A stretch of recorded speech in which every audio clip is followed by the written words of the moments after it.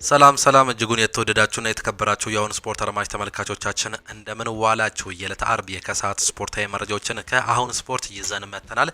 ዛሬ የአፍሪካ ዋንጫ የሁለተኛ ጨዋታ ይደረጋል። እንዲሁም ደግሞ የቦክሲንግ ዴይ ብቸኛ ጨዋታ ምሽት 5 ሰዓት ላይ የሚደረግ ይሆናል። በኦልትራፎርድ ማንቸስተር ዩናይትድ ከኒውካስል ዩናይትድ ጋር በሚያደርጉት ጨዋታ እነዚህን ጨዋታዎች በስፋት የምንዳሰስላችሁም ይሆናሉ። ከዚህም በተጨማሪ የክለብ መረጃዎችን ነው የምናጋራቸው። አርሰናል አንድ ታዳጊ ተጫዋች እየፈለገ እንደሆነ እየተገለጸም ይገኛል። የማይክል ሉዊስ ስኬሊ ጉዳይ ከማንቸስተር ዩናይትድ ጋር መያያዙን ነው አሁን ደግሞ እየሰማን የምንገኘው። አሰልጣኝ ሩበን አሞሪም ትልቁ ተስፋችን እሱ ነው ሲል እየገለጸም ይገኛል። ኮቢ ማይኖን እንዳሞካሸው ነው እየተገለጸም የሚገኘው። ስለ ዛሬው ጨዋታ እንዲሁ ያነሳል። እንዲሁም ደግሞ ደጋፊዎች ስለ ማንቸስተር ዩናይትድ በአሁኑ ሰዓት ላይ ስላላቸው ተስፋ አንዳንድ መረጃዎችን እያጋሩም ይገኛሉ። እሱን በስፋት እንመለከታለን። ማንቸስተር ሲቲ፣ ሊቨርፑል፣ ሪያል ማድሪድ እንዲሁም ደግሞ ሌሎች ክለቦችን በስፋት የምንመለከት ይሆናል። ከእናንተ የሚጠበቀው ሰብስክራይብ በማድረግ የቤተሰባችን አባል እንዲሆኑ እንጋብዛቸዋለን። ላይክ በማድረግ ደግሞ እንድታበረታቱ ነው የምንጠይቃችሁ። ሁሌም አዳዲስና ትኩስ ስፖርታዊ መረጃዎችን ለማግኘት አሁን ስፖርት ምርጫችሁ ይሁን ነው የምንለው። እኛ ቀጥታ ወደ ፕሮግራሞቻችን አለፍን። ዛሬም የአፍሪካ ዋንጫ እንደሚደረግ ይታወቃል። የሁለተኛ ዙር ጨዋታዎች ናቸው ዛሬ የሚደረጉት። የተጀመረ አንድ ጨዋታ አለ። አንጎላ ከዚምባብዌ ጋር የሚያደርጉት ጨዋታ ቀን 9 ሰዓት ተኩል ላይ ተጀምሯል። ግብጽ ደግሞ ከሳውዝ አፍሪካ ጋር የሚያደርጉት ሌላኛው ተጠባቂ ጨዋታ ነው። የመጀመሪያ ዙር ጨዋታቸውን ስንመለከት ሳውዝ አፍሪካ እንዲሁም ደግሞ ግብጽም ሁለቱም የየራሳቸውን ጨዋታ በማሸነፍ እንግዲህ አንደኛና ሁለተኛ ደረጃ ላይ ተቀምጠዋል። 3 ነጥብ እንዲሁም ደግሞ አንዳንድ ንጹህ ጎል በመያዝ ነው እንግዲህ እነዚህ ሁለቱ ክለቦች የመጀመሪያውን ዙር እንዲሁ ማጠናቀቅ የቻሉት። ሁለተኛ ጨዋታቸውን ዛሬ የሚያደርጉ ይሆናል 12 ሰዓት ላይ። ሌላኛው ምሽቱ 2 ሰዓት ተኩል ላይ ዛምቢያ ከኮሞሮስ ጋር የሚያደርጉት ተጠባቂ ጨዋታም ነው የሚኖረው። የመጀመሪያ ዙር ጨዋታቸውን ስንመለከት እነዚህ ሁለቱ ክለቦች ዛምቢያ አቻ የወጣች ሲሆን ኮሞሮስ ደግሞ ሽንፈት ማስተናገድም ችላለች። ምሽት ሞሮኮ ከማሊ የሚያደርጉት ጨዋታ ይጠበቃል። ሞሮኮ የመጀመሪያውን ጨዋታ እንግዲህ በ2-0 ውጤት ማሸነፏን እንዲሁ የምናስታውሰም ጉዳይ ነው። ወሳኝ 3 ነጥብ አግኝታም ነበር በሀገሯ። ማሊ ደግሞ እንዲሁ ከዛምቢያ ጋር አቻ የወጣችበትን ጨዋታ እናስታውሳለን። እንዲሁ ሞሮኮ ከማሊ ጋር የሚያደርጉት የምሽት 5 ሰዓት ተጠባቂ ጨዋታ አለ። በአፍሪካ እንግዲህ ይህን ጨዋታ እንድታዩ ነው የምንጋብዛችሁ። ከዚህም በተጨማሪ ስለ አፍሪካ አንዳንድ መረጃዎችን ስናጋራቸው ህልም እንዳይሳካ የሚያደርገው ውድቀትን መፍራት ነው ሲል ይገልጻል። የሞሮኮ ብሔራዊ ቡድን በተጫዋቾች ልምምድ ስፍራ በትልቅ ስክሪን ለቡድኑ አነቃቂ መልእክት አስመልክቶም ታይቷል። በስፍራው በሚገኘው ስክሪን የሰፈረው አነቃቂ መልእክት ህልም እንዳይሳካ የሚያደርገው ብቸኛ ነገር ውድቀትን መፍራት ነው ሲልም ያስነብባል። አነቃቂ የጽሁፍ መልእክቶችን በ5 አይነት ቋንቋዎች ለብሔራዊ ቡድኑ እይታ እንዲቀርብም እንደተደረገ ነው የተመለከት ነው። የአፍሪካ ዋንጫ ቅድመ ግምት ያገኙ የአትላስ ኮከቦቹ ከ49 ዓመታት በኋላ የውድድር ባለ ክብረ ወሰን ወይም ደግሞ ባለቤት ለመሆን እንግዲህ እንዲሁ እየታተሩም ይገኛሉ። ዛሬም የሚያደርጉት ጨዋታ ሌላኛው ተጠባቂ ጨዋታ ነው። ሌላኛው ከያዝነው ወይም ደግሞ ከተመለከትነው መረጃ መካከል ካፍ የግብጽ ብሔራዊ ቡድንን ቀጥቷል። የእግር ኳስ የበላይ አካል የሆነው የአፍሪካ ካፍ የግብጽ ብሔራዊ ቡድን $5000 ገንዘብ ቅጣት መጣሉን ነው እየተገለጸ የሚገኘው። ካፍ ብሔራዊ ቡድኑ የቀጣው ከዚምባብዌ ጨዋታ በኋላ ተጫዋቾቹ እንዲሁም ደግሞ አሰልጣኞቹ ለሚዲያ አስተያየት ለመስጠት ፈቃደኛ ባለመሆናቸው መሆኑም ተገልጿል። ብሔራዊ ቡድኑ ዛሬም ያሳየው ባህሪ የሚደገም ከሆነ የሚዲያ ግዴታውን የመወጣ ከሆነ ከባድ ቅጣት እንደሚጠብቀው ካፍም አስጠንቅቋል። ግብጽ ዛሬ ምሽት 12 ሰዓት ላይ ከደቡብ አፍሪካ ጋር ጨዋታቸውን የሚያደርጉም ነው የሚሆኑት። አፍሪካ ዋንጫ ከአውሮፓ ዋንጫ የበለጠ ከባድ ነው ሲል ይናገራል ሞሮኮዊ የቀድሞ ተጫዋች እስማኤል ቤልማሌም። የአፍሪካ ዋንጫ ውድድር ጠንካራ መሆኑን በሰጠው አስተያየት ነው የተናገረው። የቀድሞ ተጫዋቹ ሲናገርም የአፍሪካ ዋንጫ ከአውሮፓ ዋንጫ የበለጠ አስቸጋሪ ነው፣ ባህሉም እንዲሁም ድባቡም ለየት ያደርገዋል ሲል ነው የሚገልጸው። አያይዘው ሞሮኮ በአፍሪካ ዋንጫው የምትወዳደር ቢሆን ቢያንስ 2 ዋንጫዎችን ታሸነፍ ነበር ሲል ነው እየገለጸም የሚገኘው። ይህ እንግዲህ በአውሮፓ ዋንጫ ብትሳተፍ ኖሮ ይህንን ነገር ማሳካት ትችላለች። በአፍሪካ ዋንጫ ግን ይህ የማይታሰብ ነው፣ እጅግ በጣም ከባድ መሆኑን ያሳያል ሲል ነው አስተያየቱንም አሁንም እየሰጠም የሚገኘው። የአፍሪካ የዝርዝር መረጃዎቻችንን እንግዲህ ይህንን ካለን ዘንዳ ወደ ውጪ ወይም ደግሞ ወደ አውሮፓ መረጃዎቻችን የምናልፍ ነው የሚሆነው። የ2005 ብቸኛው የቦክሲንግ ዴይ ጨዋታን እንመልከት። በእንግሊዝ የበዓል ሰሞን ጨዋታዎች የአሮጌው ዓመት ማጠናቀቂያ ላይ የሚደረጉ በመሆናቸው በርካታ ተመልካቾች የሚታደሙባቸው እንዲሁም ልዩ ትዝታ የሚያንጸባርቁባቸው ናቸው። በተለይ የቡድኖቹም አቅም አብዝቶ የሚፈተነው የጨዋታ መደራረብ፣ ይህንን ተከትለው የሚገጥሙ የተጫዋቾች ጉዳት እንዲሁም በዋና ደግሞ ክለቦች የተጋጣሚዎችን በማሸነፍ ለደጋፊዎች ልዩ የበዓል ስጦታ ለማድረግ ሜዳ ላይ የሚያሳዩት የአልሸነፍ ባይነት ትንቅንቅ የብዙዎች ትኩረት የሚስብም ጉዳይ ነው። በዚህም የበዓል ሰሞን ጨዋታዎች መካከል የሚደረገው ወይም ደግሞ የፈረንጆቹ ገና በዋለ በማግስቱ ብቻ የሚከናወነው የአንዱ ቀን መርሃ ግብር ደግሞ ቦክሲንግ ዴይ ተብሎም ይጠራል። በቀድሞ ዘመን ለገና በዓል አሰሪዎች ለሰራተኞቻቸው ምግብ እንዲሁም ፍራፍሬዎችን በሳጥን አሽገው እንኳን አደረሳችሁ የሚሉበት ደግሞም ወቅቱ የአዲስ ዓመት ዋዜማ በመሆኑ ሰዎች በታሸጉ ሳጥኖች ስጦታቸውን ለሚፈልጉት ሰው የሚያበረክቱበት በመሆኑ በዚህ ጊዜ የሚደረገው ጨዋታ ቦክሲንግ ዴይ የሚለውን ስያሜ እንዳገኘም ይገለጻል። ለረጅም ዓመታት በዚህ የቦክሲንግ ዴይ እስከ 10 የእንግሊዝ ፕሪሚየር ሊግ ጨዋታዎች እየደረጉም ነበር። የውድድር አዘጋጆቹ የሊጉን መርሃ ግብሮች ሲያወጡ ጊዜው የበዓል ዋዜማ እንደመሆኑ መጠን ክለቦች እንዲሁም ደጋፊዎች ረጅም ርቀት ተጉዘው እንዳይሄዱ ለማድረግ በቅርብ ርቀት ላይ የሚገኙ ቡድኖች እንዲጫወቱም እየደረጉም ነበር። ይህ የመርሃ ግብር አወጣጥ ደግሞ ተጫዋቾች እንዲሁም ደግሞ ደጋፊዎች በበዓል ሰሞን ብዙ ርቀት በመጓዝ ድካም እንዳይሰማቸው የሚያደርግ ቢሆንም በዚህ በርካታ የደርቢ ጨዋታዎች እንዲደረጉ እድል እየፈጠረም ሆኖም አልፏል። ጎረቤታሞች እንዲሁም ደግሞ የምንጊዜም ተቀናቃኝ ክለቦች ሲገናኙ የአሸናፊ ቡድን ደጋፊዎች እንዲሁም ተጫዋቾች የአሮጌውን ዓመት ማጠናቀቂያ በልዩ ትዝታ የሚደመድሙበት የተሸነፉበት ደግሞ መጪው አዲሱ ዓመት በቁጭት እንዲሁም ደግሞ ሌላ እድል ለማግኘት ተስፋን የሚሰንቁበት ሆኖም ይገኝም ነበር። በዚህ ዓመት ባልተለመደ መልኩ ዛሬ ማንቸስተር ዩናይትድ ከኒውካስል ዩናይትድ ጋር የሚያደርጉበት ጨዋታ የአመቱ ብቸኛ የቦክሲንግ ዴይ መርሃ ግብር ሆኖም ያልፋል። የእንግሊዝ ፕሪሚየር ሊጉ ይፋ እንዳደረገው ከሆነ በቅርቡ ጊዜያት ውስጥ እየጨመሩ ያሉ የአውሮፓ ውድድሮች የሊግ መርሃ ግብሮች ላይ ተጽዕኖ ማድረጋቸው ነው የተገለጸው። በተለይ በዚህ አመት የእንግሊዝ ፕሪሚየር ሊግ ከእስከዛሬዎቹ በተለየ መልኩ 380ዎቹ ጨዋታዎች በ33 ሳምንት የሚጠናቀቁ መሆናቸው ነገሮችን ፈታኝ እንዳደረጋቸው እንዲሁም በዚህ ምክንያት በ2025 አንድ የቦክሲንግ ዴይ ጨዋታ ብቻ እንዲኖር ማድረጉ ነው የታወቀው። ተጫዋቾቹን በአፍሪካ ዋንጫ እንዲሁም ደግሞ በጉዳት ያጣው ማንቸስተር ዩናይትድ ከኒውካስል ዩናይትድ ጋር ካደረጋቸው ያለፉት 5 የእንግሊዝ ፕሪሚየር ሊግ ጨዋታዎች 4ቱን ተሸንፏል። በቦክሲንግ ዴይ ብዙ ጊዜ ካሸነፉ ቡድኖች ቀዳሚው ዩናይትድ በዚህ ዕለት ከኒውካስል ዩናይትድ ጋር የተገናኘባቸውም 3ቱንም ጨዋታዎችንም አሸንፎም ነበር።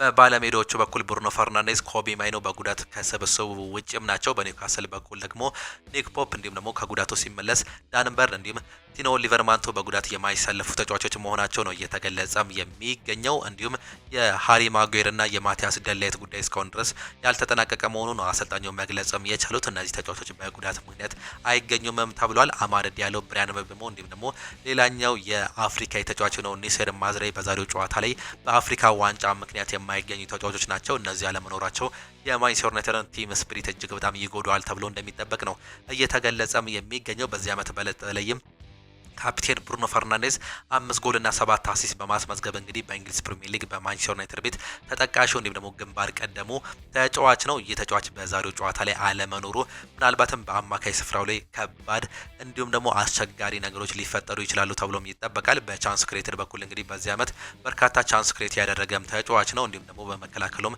ጥሩ እንቅስቃሴ እያሳየም የነበረም ተጫዋች ነው። ነገር ግን የተጫዋች ያልተጠበቀ የሃምስትሪንግ ጉዳት ማስተናገዱን ተከትሎ ለአንድ ወራት ከሜዳ ይርቃል ተብሎም ይጠበቃል። በዛሬው ጨዋታ ላይ ምናልባትም እሱን ተክቶ እንግዲህ ባለፈው ሳምንት ተቀይሮ መግባት የቻለው ሊሳንድሮ ማርቲኔዝ እንዲሁ በአማካይ በዲፌንሲቭ ሚድፊልደርነት ቦታ ላይ ሊሰለፍ እንደሚችል ፍንጮች እየወጡም ይገኛሉ። ሌላኛው ብሪያን ምቤሞ ነው። 6 ጎልና 1 አሲስት በዚህ ዓመት በማንቸስተር ዩናይትድ ቤት ማስመዝገብም ችሏል። ነገር ግን በአሁኑ ሰዓት ላይ በአፍሪካ ዋንጫ መሄዱን ተከትሎ እንግዲህ ይህንንም ተጫዋችም ያጡታል።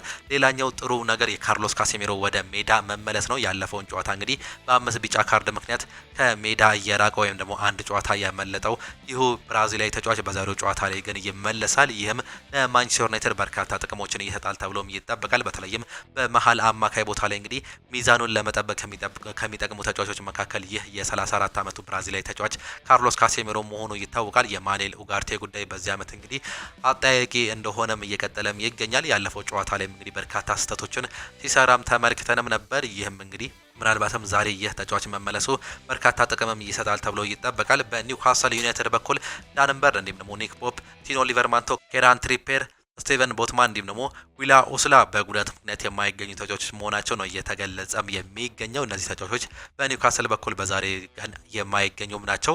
ማንቸስተር ዩናይትድ በኦልትራፎርድ ስቴዲየም ኒውካስል ዩናይትድን የ18ኛ ሳምንት መርሃ ግብር ምሽት 5 ሰዓት ላይ የቦክሲንግ ዴይ ጨዋታቸውን የሚያደርጉም ይሆናሉ። የመጨረሻ የቦክሲንግ ዴይ ጨዋታዎች እንግዲህ ከዚህ በፊት እያደረጓቸውን ስንመለከት 3 ተገናኝተውም ነበር። 3ቱንም ግን ማንቸስተር ዩናይትድ ነው ማሸነፍ የቻለው። የመጨረሻ የቅርብ ጊዜ ታሪካቸውን ግን ስንመለከት እንግዲህ ማንቸስተር ዩናይትድ አንድ ጊዜ ብቻ ነው ማሸነፍ የቻለው። በ4ቱ ሽንፈትም አስተናግዷል። ይህም እንግዲህ በዚህ ዓመት ምናልባትም በቦክሲንግ ዴው ይህ ነገር ይደገማል ወይስ ደግሞ ያለፉትን 3 ጨዋታዎች በቦክሲንግ ዴይ እንዳሸነፈው ሁሉ ዛሬም ያሸንፋል የሚለው የበርካቶቹ የሚጠብቁትም ጉዳይ ነው። በዛሬው ጨዋታ ላይ እንግዲህ አንቶኒ ቴይለር ዋና ዳኛ ሆኖ እንደሚመሩት ተገልጿል። በእነዚህ ሁለቱ ክለቦች በተገናኙበት ጊዜ ማንቸስተር ዩናይትድ 92 ጊዜ ማሸነፍ የቻለ ሲሆን 41ዱን በአንቻ ውጤት አጠናቋል። 48ቱን ኒውካስል ዩናይትድ ማሸነፉን ነው እየተመለከተን የምንገኘው። እነዚህ ሁለቱ ክለቦች እንግዲህ በዚህ ዓመት ጥሩ የሚባል እንቅስቃሴ ማድረግም አልቻሉም። ኒውካስል ዩናይትድ አምና በ5 ውስጥ በማጠናቀቅ እንግዲህ ወደ አውሮፓ ቻምፒየንስ ሊግ ማለፉን እናስታውስም ነበር። በዚህ ዓመት ግን ይህን ነገር ለማድረግ እጅግ በጣም እያዳገታቸውም ይገኛል። 11ኛ ደረጃ ላይ ነው መቀመጥም የቻሉት። ካለፉት 5 ጨዋታዎች ሁለቱን አሸንፈው ሁለቱን አቻ ወጥተው በአንዱ ሽንፈት አስተናግዷል። ማንቸስተር ዩናይትድም በተመሳሳይ ሁለቱን አሸንፈው ሁለቱን አቻ ወጥተው አንድ ሽንፈት ማስተናገዳቸውን ነው የተመለከት ነው። ነገር ግን ማንቸስተር ዩናይትድ 7ኛ ደረጃ ላይ መቀመጥም ችሏል በ26 ነጥብ። ኒውካስል ዩናይትድ በ23 ነጥብ ነው 11ኛ ደረጃ ላይ መቀመጥ የቻለው። ይህን ጨዋታ 2 ጎልና ከዛ በላይ ልዩነት የሚያሸንፍ ከሆነ ኒውካስል ዩናይትድ እንዲሁ እስከ 7ኛ ድረስ የመምጣት ከፍተኛ እድልም አለው። ማንቸስተር ዩናይትድ ይህንን ጨዋታ እንዲሁ የሚያሸንፍ ከሆነ ደግሞ እንዲሁ እስከ 5ኛ ደረጃነት ከፍ ማለት እድልም አለው። ዛሬ የቦክሲንግ ዴይ ብቸኛው ጨዋታ ምሽት 5 ሰዓት ላይ የሚጀምርም ነው የሚሆነው። ይህን ጨዋታ እንድታዩም እንጋብዛችኋለን። የተወደዳችሁና የተከበራችሁ አድማጮቻችን ከጨዋታ ጥቆሞቻችን ወጣ ስንል ደግሞ አርሰናል የ19 ዓመቱን የኤሲ ሚላን የግራ መስመር ተከላካይ የሆነውን ዴቪድ ባርቴሳጊን በጃንዋሪ ዝውውር መስኮት ቀዳሚ የዝውውር ኢላማ ማድረጉም ተዘግቧል። ጣሊያናዊው ኮከብ በቅርብ ጊዜ በሴሪኤ ያሳየው ድንቅ ብቃት መድፈኞቹ የ19 ዓመቱን ተከላካይ ለማስፈረም ከወዲሁ ዝግጅት መጀመራቸው ነው የተገለጸው። መድፈኞቹ በተረጋጋ ሁኔታ ተጫዋቹን ከሳንሲሮ ወደ ኤሚሬትስ ለማዛወር ከተጫዋቹ ወኪል ጋር በአካል ጭምር ተገናኝቷል። የ19 ዓመቱ ጣሊያናዊ ኮከብ በጣሊያን ስካውቶች ቀጣዩ ፓብሎ ማልዲኒ የሚል ስያሜ እንደተሰጠው ነው እየተገለጸ የሚገኘው። ሚኬል አርቴታ ቡድኑ ውስጥ በአሁኑ ሰዓት ላይ በግራ ፉልባክ ተከላካይነት የሚጫወተው ቡድኑ ውስጥ አማራጭ ያለው ጥልቀት ቢሆንም ባርቴሳጊን ወደ ቡድኑ መጨመር የፈለገበት ከጨዋታ መደራረቦች ብዛት የኋላ መስመሩን አማራጭ ለማብዛት በሮቴሽን ሲስተም መጠቀም አሰልጣኝ ሚኬል አርቴታ ይህ ዝውውር እንደ ቁልፍ ተጨማሪ ነገር ይመለከተዋል። ነገር ግን ሚላን በአገር ውስጥ ያደገውን ሆምግሮን ባለተሰጥኦ ተጫዋች በመሆኑ ሚላኖች ተጫዋቹን በቀላሉ ለመልቀቅ ፍላጎትም የላቸውም። ተጫዋቹ ከሮዛሪኒዮቹ ጋር እስከ 2030 ድረስ በሳንሲሮ የሚያቆየው ኮንትራት ያለው ቢሆንም አርሰናል ግን ተጫዋቹን ከጣሊያን ወደ እንግሊዝ ለማስኮብለል የ21 ዓመቱን 21 ተጫዋች የሆነውን ጣሊያናዊ ኢንተርናሽናል በዚህ የዝውውር መስኮት ዝውውር ለመጨረስ ያላቸው ትልቅ እምነት አጥብቀው ይገልጻሉ ሲል እንዲሁ ጋዜጣ ዴሎ ስፖርት እያስነበበም ነው የሚገኘው። ይህም እንግዲህ ምናልባትም በአርሰናል ቤት በጥር የዝውውር መስኮት በርካታ ስራዎችን ይሰሩባቸዋል ተብሎ ከሚጠበቁት ዝውውሮች መካከል አንዱ ይሆናል ተብሎ እንደሚጠበቅ መረጃዎችንም በስፋትም እያመላከተን ይገኛል። ሌላኛው ማንቸስተር ዩናይትድ የአርሰናሉን ወጣት ኮከብ ኢታን ንዋኔሪን በውሰት ለማስፈረም የሚደረገው ፉክክር በይፋ መቀላቀሉን የሚጠቁሙ መረጃዎች ወጥተዋል። ስለ ኢታን ንዋኔሪ ሁኔታ ከታማኝ ምንጮች ያገኘነው መረጃን እንደምናጋራቸው ስንመለከት እንግዲህ በርካታ ትልልቅ የአውሮፓ ክለቦች በተለይም በእንግሊዝ ፕሪሚየር ሊግ እንዲሁም ደግሞ በጀርመን ቡንደስሊጋ የሚገኙ ኢታን ንዋኔሪን ውሉን ቢያራዘምም አሁንን በቅርበት እየተከታተሉ ይገኛሉ። ባለፈው ክረምት ሊለቅ እንደሆነ ቢታመንም አርሰናል ግን ውሉን አራዝሞ እንዲቆይ በማሰመን በስተመጨረሻም ተሳክቶለታል። በአሁኑ ሰዓት ላይ ግን ደቂቃዎችን አለማግኘቱን ተከትሎ በአርሰናል ቤት በቂ የመጫወቻ እድል ያጣውን ኢታን ንዋኔሪን ወደ ኦልትራፎርድ ለማምጣት ጥረት እየተደረገ እንደሚገኝም ተገልጿል። አርሰናል በመጪው ጥር የዝውውር መስኮት ለኢታን ንዋኔሪ የሚቀርቡ የውሰት ጥያቄዎችን ለማስተናገድ በራሳቸው ክፍት መሆናቸው በይፋ ማሳወቃቸው ይታወቃል። በአሁኑ ወቅት ምን ኢታን ንዋኔሪ በአርሰናል ቤት ቁጥር 10 ቦታ ላይ ከማርቲን ኦዴጋርድ እንዲሁም ደግሞ ከአዲሱ ፈራሚ ኤቤሬቺ ኤዜ ጋር ብርቱ ፍክክር ውስጥ ይገኛል። ይሁን እንጂ ከነዚህ አንጋፋ ተጫዋቾች ጋር ተደጋጋሚ የጨዋታ ጊዜ ለማግኘት እየተቸገረም ነው የሚገኘው። እንደ ጆን ሮክስ ገለጻ ከሆነ ደግሞ ሚኬል አርቴታ ኢታን ንዋኔሪን በተጠባባቂ ወንበር ላይ ያስቀመጠው ሳይወዱ በግዱ መሆኑ ነው የተገለጸው። ኢታን ንዋኔሪ በ18 ዓመቱ የሚያሳየው እንቅስቃሴ ማርቲን ኦዴጋርድ እንዲሁም ደግሞ ኤቤሬቺ ኤዜ በዚያው እድሜያቸው ከነበራቸው ብቃት እየተሻለ መሆኑን ቢያምኑም አሰልጣኙ ከቁጥር 10 ማለትም 10 ቁጥር ላይ ከሚጫወቱ ተጫዋቾች የሚፈልገውን ተጋጣሚ ተጽዕኖ ኳስ የመንጠቅ ብቃት ከኢታን ንዋኔሪ በብቁ ሁኔታ አያገኝም። በዚህ ምክንያት ማርቲን ኦዴጋርድ እንዲሁም ኤቤሬቺ ኤዜ ተመራጭም ሆኗል። ማንቸስተር ዩናይትድ በበኩሉ ብሩኖ ፈርናንዴዝ ላይ ያለውን የጨዋታ ጫና ለመቀነስ እንዲሁም የቡድኑን የማጥቃት እንቅስቃሴ ለማጠናከር ኢታን ንዋኔሪን እንደ አማራጭም ወስዶታል። በሌላ በኩል አርሰናል ዴሪል ባርኮላን ለማስፈረም ፍላጎት ማሳየቱን የኢታን ንዋኔሪ የወደፊት እጣ ፈንታ ይበልጥ አጠራጣሪ ማድረጉ ነው እየተገለጸ የሚገኘው። ይህ ተጫዋች እንግዲህ የአካዳሚ ፍሬ የሆነው ኢታን ንዋኔሪ ገና በ15 ዓመቱ በእንግሊዝ ፕሪሚየር ሊጉ በመሰለፍ የታሪክ ትንሹ ተጫዋች መሆኑ ይታወቃል። ምንም እንኳን ውሉን እስከ 2030 ቢያራዝምም በቂ የጨዋታ ጊዜ ባለማግኘቱ እድገቱ እየተገታም ይመስላል። ኢታን ንዋኔሪ ልቡ አርሰናል ውስጥ ቢሆንም አርቴታ ለተጫዋቹ እድገት ሲል በውሰት እንዲወጣ መፍቀዱ ነው እየተሰማም የሚገኘው። ክሪስታል ፓላስ፣ ቼልሲ፣ ሰንደርላንድ እንዲሁም ደግሞ ኒውካስል ተጫዋቹን ለማስፈረም ፍላጎት ካሳዩ ክለቦች መካከልም ይጠቀሳሉ። ማንቸስተር ዩናይትድም ቀደም ሲል ቺዶ ኦቢ ማርቲን እንዲሁም ደግሞ አይደን ሄቨንን ከአርሰናል ማስፈረሙ የሚታወስ ሲሆን አሁን ደግሞ ኢታን ንዋኔሪን በውሰት ለማስፈረም ሶስተኛው የአርሰናል አካዳሚ ተጫዋች እንዲሁ ይፈልጓል ተብሎ እንደሚጠበቅ ነው እየተገለጸም የሚገኘው።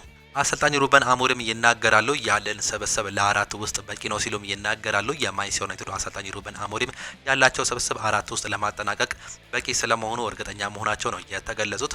ሁሉም ተጫዋቾች ዝግጁ ከሆነ የተሻለ እንዲጫወቱ መርዳት እችላለሁ፣ ወደፊትም የተሻለ መሆን እንደምችል አስባለሁ ሲሉ ሀሳባቸውን መግለጻቸው ነው የተመለከትንበት። አሁን ካለንበት የተሻለ ማድረግ አቅሙ እንዳለን መናገር እችላለሁ ያሉት አሰልጣኝ ሩበን አሞሪም ቡድኑ እንዲሻሻል መርዳት የምችል ይመስለኛል በማለትም እንዲሁ መናገርም ችሏል። ቶፕ ፎር ውስጥ ለማጠናቀቅ ደግሞ አሁን ያለን ቲም እጅግ በጣም በቂ ነው ብዬም አስባለሁ። በሳምንት አንድ ጨዋታ ነው የምናደርገው፣ ለዚህም ደግሞ በቂ ተጫዋቾች አሉን ሲሉ አሰልጣኙ መግለጻቸው እየተገለጸም ይገኛል። ስለ ኮቢ ማይኖም እንግዲህ አሁንም ሀሳባቸውንም ሰጥተዋል። ይህ ተጫዋች የወደፊቱ ማንቸስተር ዩናይትድ ወይም ደግሞ ቀይ ነው ሲሉ ሀሳባቸውንም ሰጥተዋል። እውነት ነው፣ ይህ ተጫዋች በአሁኑ ሰዓት ላይ ጨዋታዎችን እያደረገም አይገኝም። ነገር ግን ትዕግስት ማድረግም አለበት። በማንቸስተር ዩናይትድ ቤት እንደሱ አይነት እጅግ በጣም ተሰጥኦ ያለው ተጫዋች የለም ብዬም አስባለሁ። ነገር ግን አንዳንድ ነገሮችን እንዲሁ ማሻሻልም አለበት፣ ተስፋ ማድረግም አለበት።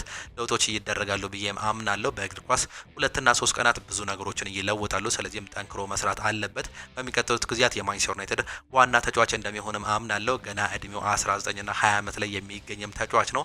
ስለዚህም ይህ ተጫዋች በብርቱ የሚለወጥ እጅግ በጣም የማንቸስተር ዩናይትድ ቀጣዩ ተስፋም ያለው ተጫዋች ነው ሲሉ ነው አሰልጣኙ እየገለጹም የሚገኙት። ሌላኛው ሜን አንድ ዘገባን ይዞ መውጣትም ችሏል።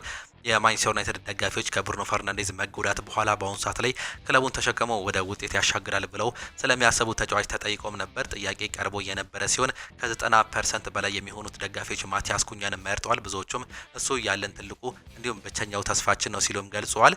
በተጨማሪም የተወሰኑ ደጋፊዎች ሜሰን ማውንት እንዲሁም ራሱን ማሳየት ያለበት ተጫዋች ነው ሲሉ እንዲሁ መግለጻቸው ነው እየተገለጸም የሚገኘው። የ10 ቁጥሩ ብራዚላዊው ምትሃተኛ ማቲያስ ኩኛ ከማንቸስተር ዩናይትድ ደጋፊዎች የተሰጠውን ትልቅ የተስፋ አደራ ለመሸከም ዛሬ ከትኩረት ማዕከል ሆኖ ጨዋታውን እንዲሁ በኦልድ ትራፎርድ ከኒውካስል ዩናይትድ ጋር በሚያደርገው ጨዋታ ላይ የሚጠበቅም ነው የሚሆነው። ከካርሎስ ካሴሚሮ አይነት የስራ ባህል በመቀጠል ዋና ትኩረት ነው ሲሉ ይገልጹታል። ካርሎስ ካሴሚሮ ለምን 5 የአውሮፓ ሻምፒዮንስ ሊግ እንዳሸነፈ መረዳት ትችላላችሁ ሲሉም ነው የሚገልጹት። ኮንትራት እያለህም ይሁን ሳይኖርህ ለእያንዳንዱ ነገር ትኩረት መስጠት ያስፈልጋል። ካርሎስ ካሴሚሮ በጣም ምርጥ ተጫዋች ነው ሲሉም ይገልጻሉ። በጥሩም ደግሞ በጥሩ ተጫዋች ማግኘት የምንችል ከሆነ እናመጣለን፣ ካልሆነም ደግሞ በክረምት እናደርጋለን ሲሉ አሰልጣኝ ሩበን አሞሪም ይናገራሉ። እንደ ካርሎስ ካሴሚሮ አይነት እንዲሁ ፕሮፌሽናል የሆነ ተጫዋች እንፈልጋለን። ይህ ተጫዋች ምንም እንኳን እድሜዎች ቢሄዱም እንዲሁም ደግሞ ጨዋታዎች ላይ ያሉትን የአውሮፓ ቻምፒየንስ ሊግ 5 እንዳነሳ አትርሱ። ይህም እንግዲህ ምን ያህል ዲሲፕሊን እንደሆነ ከሱ መማር ትችላላችሁ ሲሉ ነው እየገለጹም የሚገኙት። ቤን ጃኮብስ ስለ ኮቢ ማይኖ ይናገራል። ኮቢ ማይኖ አሁንም በውሰት ለመልቀቅ ይፈልጋል። ናፖሊን ቀዳሚ ምርጫውም አድርጎታል። ኮቢ ማይኖ በሴሪያው እንደ ማክቶሚናይ ተጽዕኖ መፍጠር ፍላጎት ያለው ሲሆን ከዚያም በክረምት ወደ ዩናይትድ ተመልሶ መጥቶ በማክቶሚናይ ያደረጋችሁትን ስህተት አትስሩ የሚል መልእክት የሚያስተላልፍ እድል አለው። እንዲሁም ደግሞ ይህን ነገር ማድረግም ይፈልጋል ሲል እንዲሁ እየገለጸም የሚገኘው። በጥር የዝውውር መስኮት ከማንቸስተር ዩናይትድ መልቀቅ የሚፈልግበት ዋነኛ ምክንያት በክረምት እንዲሁ ተመልሶ ማንቸስተር ዩናይትድን ለማገዝም ይፈልጋል። ነገር ግን እንደ ስኮት ማክቶሚናይ እዛው መቅረት ወይም ደግሞ በዋና ውል የመልቀቅ ምንም አይነት ፍላጎት የለውም ሲል ነው እየገለጸም የሚገኘው። ቤን ጃኮብስ ይህንን መረጃ እንዲሁ ይዞት መውጣትም ችሏል። ሌላኛው በማንቸስተር ዩናይትድ እንዲሁም በናፖሊ መካከል ንግግርም ቀጥሏል ሲልም ይገልጻል። የዝውውር ባለሙያዎች እንደሚገልጹት ከሆነ ናፖሊ የማንቸስተር ዩናይትድን አማካይ ኮቢ ማይኖን ለማስፈረም ካለው ከፍተኛ ፍላጎት የተነሳ ከተጫዋቹ ወኪል ጋር አዲስ ንግግር ለመጀመር ዝግጁ መሆናቸው ተገልጿል። የ20 ዓመቱ የእንግሊዝ ብሔራዊ ቡድን ተጫዋች በአዲሱ አሰልጣኝ ሩበን አሞሪም ስር ቋሚ የመሰለፍ እድል በማጣቱ በጥር የዝውውር መስኮት ከኦልድ ትራፎርድ ሊወጣ ይችላል የሚል ግምቶች በስፋት እየተሰሙም ይገኛሉ። ባለፈው የውድድር ዘመን የሴሪ አው ሻምፒዮን የሆነው ናፖሊ ኮቢ ማይኖን እስከ 2025/26 የውድድር ዘመን መጨረሻ ድረስ በውሰት ለመውሰድ ይፈልጋል። አሰልጣኙ ፍላጎቱ አሰልጣኝ አንቶኒ ኮንቴ ለእንግሊዝ ለእንግሊዝ አማካዮች ያላቸው አድናቆት የሚታወቅ ሲሆን በዚህ የዝውውር ድርድር ላይ ራሳቸውን በቀጥታ እያሳተፉ መሆኑ ነው የተገለጸው። ናፖሊ ኮቢ ማይኖን ለቡድኑ ፈጣን አጨዋወት ተስማሚ እንዲሁም ደግሞ በመሀል ሜዳ ላይ ለሚገጥማቸው የጉዳት ችግር መፍትሄ ይሆናል ብሎ እንደሚያምኑም እየተገለጸም ይገኛል። የአሰልጣኝ ሩበን አሞሪም አስተያየትን ስንመለከት አሰልጣኝ ሩበን አሞሪም የታዳጊውን ብቃት ቢያደንቁም የሱ እንዲሁም ደግሞ ኮቢ ማይኖ ብሩኖ ፈርናንዴዝ ጋር በተመሳሳይ መሆኑ በዛ ቦታ ላይ እድል አለማግኘቱን እንዲሁ አሁንም እያነሱትም ይገኛሉ። በብሬኪንግ ኒውስ ከሰማናቸው መረጃዎች መካከል እንግዲህ ጄሬሚ ዶኮ እንዲሁም ደግሞ ሮድሪም ሙሉ ለሙሉ ከጉዳታቸው አገግመዋል ሲል ዛሬ ያገኘነው መረጃም ያሳያል። ስካይ ቢትስ ነው ይህንን መረጃ ይዞት መውጣትም እየቻለው እናም ሁለቱም ለሰንደርላንዱ ጨዋታ 100% ብቁ ናቸው ሲል ስለ ነገው ጨዋታም ያነሳል። ምናልባትም ቅዳሜ ዶኮ ከስብስቡ ጋር አብሮ ሊጓዝ ይችላል ከፎረስት ጨዋታ ጋርም እንዲህ እየገለጸም ነው የሚገኘው። ሮድሪ መመለሱ በማንቸስተር ሲቲ ቤት ሌላኛው ጥልቀትን የአማካይ ስፍራም እንዲሁ ይሰጣል ተብሎ እንደሚታመን ነው መረጃዎች በስፋትም እያመላከቱ የሚገኙት። ቪኒሲየስ ጁኒየር ለሪያል ማድሪድ የሚሰጠውን ነገር የሚያደርግ አንድም ተጫዋች በገበያው ላይ የለም ሲል ራዲዮ ማርካ እየዘገበም ይገኛል። ቪኒሲየስ ጁኒየር ምንም እንኳን ከሪያል ማድሪድ ጋር አሁን እሰጥ አገባ ውስጥ ቢገባም እየተጫዋች በወደፊት እጣ ፈንታው ላይ በርካታ ለውጦች ይኖራል ብለን አናስብም። ቪኒሲየስ ጁኒየር አዲስ ኮንትራትን በሪያል ማድሪድ ይፈርማል። ምንም እንኳን እንደ ማንቸስተር ሲቲ፣ ቼልሲና ሊቨርፑል ያሉ ክለቦች ይህን ተጫዋችን ቢፈልጉትም እየተጫዋች የመፈረሙ እድሉ ሰፊ ነው። በሪያል ማድሪድ ቤት የመቆየት ከፍተኛ እድል አለው ሲልም ይገልጻል። ሌላኛው ሪያል ማድሪድ ጃኮብ ራሞንን በቅርቡ ወደ ክለቡ እንደሚመለስ ያምናሉ። በሱ ከፍተኛ እምነት እንዳላቸው ነው እየተገለጸም የሚገኘው። ይህን ተጫዋች በሪያል ማድሪድ ስካውት ውስጥ አሁንም ያለ ተጫዋች ነው። ሪያል ማድሪድ ኢብራሂማ ኮናቴ ላለማስፈረም ከወሰነ በኋላ አሁን ሰዓት ላይ ደግሞ ከዳዮት ኢፑምካኖ ጋር ዝውውር ላይ ራሱን አውጥቷል። ማርኮ ጉይ ለሪያል ማድሪድ የመጫወት ከፍተኛ ፍላጎት ቢኖረውም ሪያል ማድሪድ እሱን ለማስፈረም እያሰበ አይገኝም ሲል ማርካ እያስነበበም ይገኛል። የተጫዋች አሁን ሰዓት ላይ በሪያል ማድሪድ ራዳር ውስጥ ያለ ቢሆንም ግን ሪያል ማድሪዶች በአሁኑ ሰዓት ላይ ከፍተኛ ተጽዕኖ ያደርጋሉ ተብሎም አይጠበቅም። ሊቨርፑል፣ ቼልሲ እንዲሁም ደግሞ እንደ ባየር ሙኒክ ያሉ ክለቦች የዚህ ተጫዋች ከፍተኛ ፈላጊም ናቸው። በተለይም ሊቨርፑል ሲል ይገልጻል።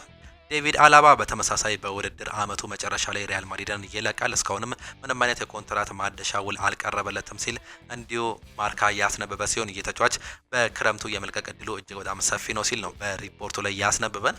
ባየር ሙኒክ የሊቨርፑል ኢላማ የሆነውን የ26 ዓመቱን ተከላካይ ለማስፈረም ጥረቱንም አጧጡፏል። ባየር ሙኒክ የተከላካይ ክፍሉን ለማጠናከር የቦሩሲያ ዶርትመንዱን የማል ተከላካይ ኒኮ ሽሎተርቤርግን የማስፈረም ሂደቱን ለማፋጠን እየተዘጋጀ መሆኑ ነው የተገለጸው። ቢልድ እንደዘገበው ከሆነ ባየር ሙኒክ ሽሎተርቤርግን እንደ ስልታዊ አማራጭ የተመለከተው የዳዮት ኡፕምካኖ የወደፊት ዕጣ ፈንታ ባለመታወቁ ነው። ኡፕምካኖ ለማስፈረም እንደ ሪያል ማድሪድ እንዲሁም ደግሞ ፒኤስጂ ላሉ ክለቦች ከፍተኛ ፍላጎት ያሳዩ ሲሆን ባየር ሙኒክ በበኩሉ የውል ማራዘሚያ ድርድር እስካሁን ስምምነት ላይም አልደረሰም። በኡፕምካኖ የደሞዝ ጥያቄ ላይ የውል ጥያቄ እርግጠኛ ባለመሆናቸው ባየር ሙኒኮች አማራጭ መፈለግ የጀመረ ሲሆን ሌላኛውን የጀርመን ተጫዋች የሆነው ኒኮ ሽሎተርቤርግን በዝውውር አናት ላይ ማስቀመጣቸው ነው እየተገለጸም የሚገኘው። የተጫዋች በርካቶቹ የሚፈልጉት ተጫዋች እንደሆነም ይታወቃል። በተለይም ሊቨርፑል።